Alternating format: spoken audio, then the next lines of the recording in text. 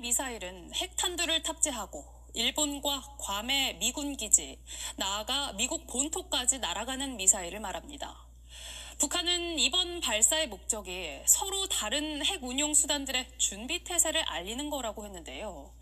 실제로 북한은 최근 1년여 동안 신형 대륙간 탄도미사일과 극초음속 활공체를 비롯해 순항미사일을 연달아 발사했습니다. 순항미사일은 지면 가까이 낮은 고도에서 방공망을 우회해 날아갑니다. 여기에 탄도미사일과 낮게 활강하는 극초음속 활공체까지 이렇게 각각 다르게 비행하는 미사일을 동시에 쏴서 한미일의 방공망을 교란하는 시도를 하고 있는데요. 북한이 지난 26일 발사한 전략 순항미사일의 모습입니다.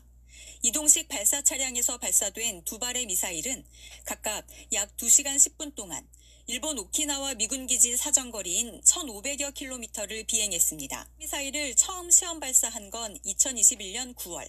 불과 1년여 뒤인 2022년 10월엔 전략 순항미사일이라고 공개하며 핵탄두 탑재용임을 드러냈습니다. 이후 발사를 반복하며 유도 기능 등 성능을 개선해왔고 이번에 해안가 건물을 정확히 타격하는 모습으로 정밀도를 과시했습니다. 유엔 안보리 제재 대상인 탄도미사일이 아닌 순항미사일을 발사해 수위를 조절했다는 분석도 있습니다.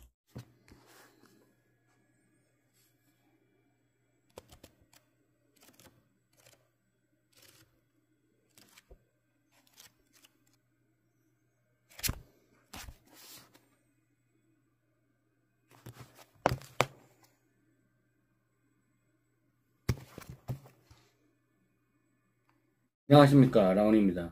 이번 시간에는 한국의 핵무장이라는 책을 소개하고자 합니다.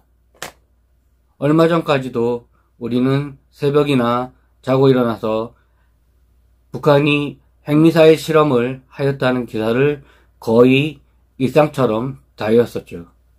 한국과 핵무기와의 인연은 60년 전 한국전쟁으로부터 시작되었습니다. 전 발발 5년 전만 하더라도 지구상에서 핵무기를 가지고 있는 나라는 유일하게 미국뿐이었습니다. 하지만 냉전시대의 경쟁으로 한국전 당시에는 소련도 이미 핵무기를 가지고 있었다고 합니다.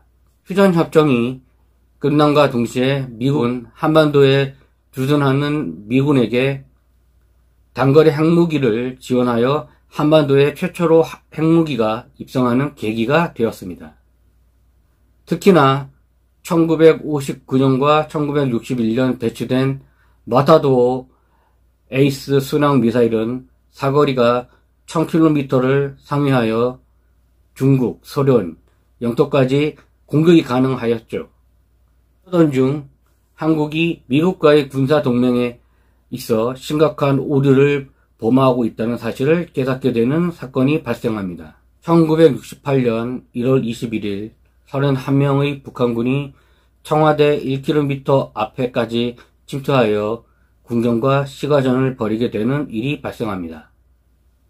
이 사건을 계기로 미국에게 강력한 군사적 보복을 요구하였으나 그 당시 미국은 베트남전에 올인하는 중이어서 당시 박정희 대통령은 자주국방이라는 개념으로 미국의 도움 없이도 핵을 사용하면 미국에게 아쉬운 소리를 할 필요가 없다는 것을 깨닫게 되죠. 이에 박정희는 비밀리에 자체 핵무기 개발을 시작하게 됩니다. 이것이 바로 890 계획이라 불리는 핵무기 개발 프로젝트였던 것입니다. 이 계획의 비밀을 미국이 알지 못하게 하는 것이 가장 중요했기에 개발에 필요한 원료와 기술적 자문과 시설 공사를 위하여 제3국과 협력하게 되죠. 특히나 플루토늄과 고농축 우라늄의 생산과 처리에 많은 공을 들였다고 합니다.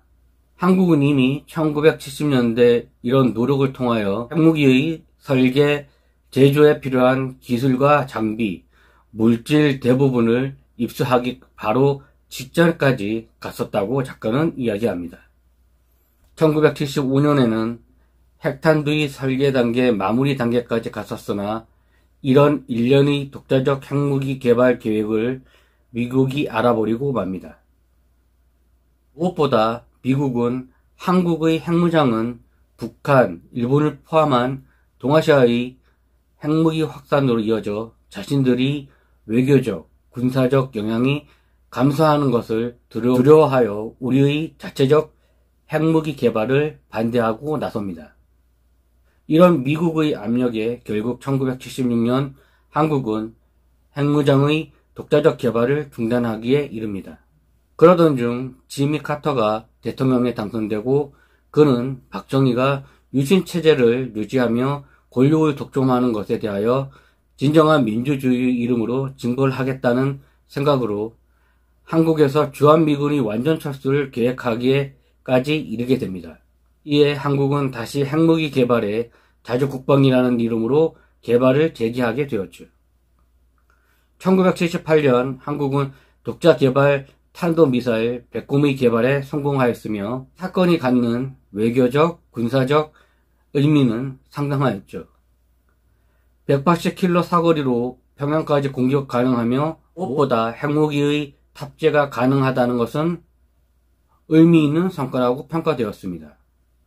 1979년 박정희 대통령 사망으로 70년대의 한국의 핵무장은 잠시 동력을 잃었으나 두 가지 측면에서는 긍정적인 부분도 있었다고 합니다.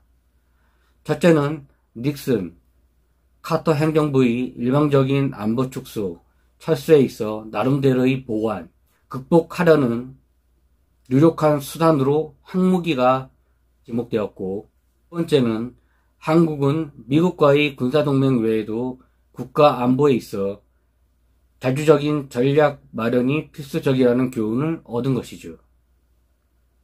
이런 기조 아래 정치권과 학계를 중심으로 자체 핵무장론이 고개를 들기 시작합니다. 하지만 정부는 1990년대까지 유지해온 비핵화 노선을 꾸준히 고수하죠.